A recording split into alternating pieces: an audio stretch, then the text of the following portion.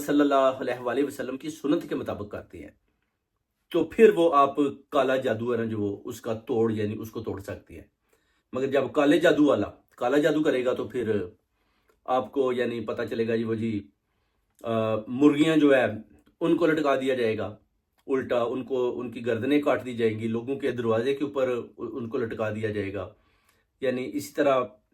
ایسی پتلے بنائے جائیں گے جن کے اندر سوئیوں کے ساتھ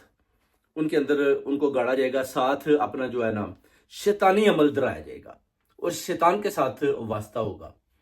اور یہ جتنے عمل ہے یہ رات کی ترکی میں 12 بجے کے بعد کیے جائیں گے اور اندھیرے میں کیے جائیں گے. اس طرح آپ دیکھ سکتے ہیں کچھ لوگ ہری مرچوں کے اوپر وہ اس طرح پڑھتے ہیں، ایک آدمی بیٹھا ہے اس کے گرد گول دائرے میں کچھ پڑھتے ہیں، وہ بھی کالا جادو ہے. درخت کے اوپر پڑھیں گے